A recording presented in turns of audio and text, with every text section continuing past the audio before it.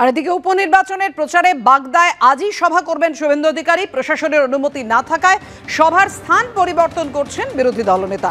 বাগদার পাথুরিয়ার পরিবর্তে সিন্দ্রানীতে পথসভা করবেন শুভেন্দু অধিকারী। অনুমতি না থাকায় গতকাল পাথুরিয়াতে সভার প্রস্তুতি বন্ধ করে দেয় প্রশাসন। প্রশাসন দলদাসের মতো কাজ করছে বলে আক্রমণ করেছে বিজেপি।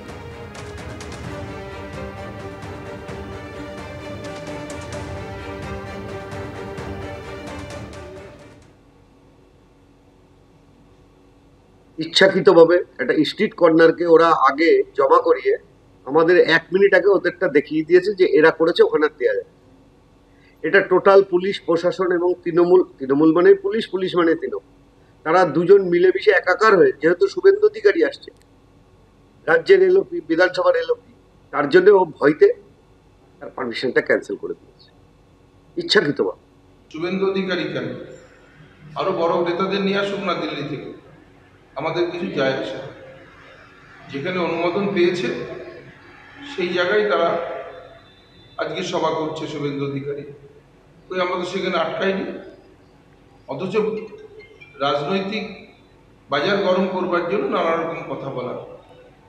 ওরা জানে যে এই উপনির্বাচনে ভরাডুবি অবশ্যম্ভাবী, সেই কারণে নানা রকমভাবে বাজার উত্তপ্ত করবার চেষ্টা করছে। এতে কোনো কাজ হবে না। শহীদ দিবসের প্রস্তুতি ঘিরে তৃণমূলের দুই গোষ্ঠীর দুটি পৃথক মিছিল এবং দুই মিছিল থেকে একে অপরের বিরুদ্ধে উঠল দূর হটো স্লোগান। প্রকাশ্যে চলে এলো তৃণমূলের গোষ্ঠীদ্বন্দ্ব বাঁকুড়ার ওন্দায়। যদিও একে গোষ্ঠীদ্বন্দ্ব বলে মানতে চাননি প্রাক্তন তৃণমূল বিধায়ক। আর এই নিয়েই তৃণমূলকে কটাক্ষ করেছে বিজেপি।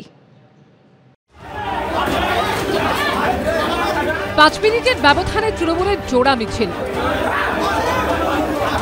আর সেই মিছিলের পর ব্লক সভাপতির পার্টি অফিস ভাঙচুর। নির্দেশে বাহিনী এসে হঠাৎ করে আমাদের এখানে ভাঙচুর চালায় পার্টি অফিস ভাঙচুর কে করেছে তোমাদের নিজেদের মধ্যে হয়েছে, কিছু গোষ্ঠীদ্বন্দ্বের ব্যাপার, পার্টি অফিস ব্যাপার আমি বলতে পারছি না।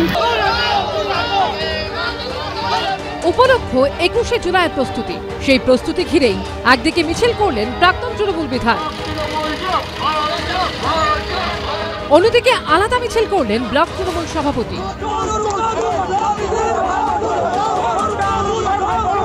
দুই মিছিল থেকেই উঠল দূর হটো স্লোগান।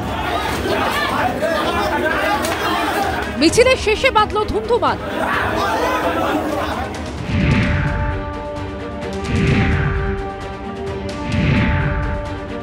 সূত্রের খবর, বাঁকুড়ার ওন্দা ব্লক তৃণমূলের অন্দরে দুই গোষ্ঠীর ঠান্ডা লড়াই চলছিল। সেই লড়াইয়ের রেশ এবার আছড়ে পড়ল রাজপথে। 21শে জুলাইয়ের প্রস্তুতি মিছিল ঘিরে প্রকাশ্যে এলো তৃণমূলের কোন্দল। শুক্রবার সকালে ওন্দার বিডিও অফিস মোড় থেকে শহীদ দিবসের প্রস্তুতি মিছিল করেন ওন্দার প্রাক্তন তৃণমূল বিধায়ক অরূপ খাঁ। এরপর ওন্দা ব্লক অফিস মোড় থেকে ওন্দার ব্লক তৃণমূল সভাপতির নেতৃত্বে আলাদা মিছিল করে তৃণমূল।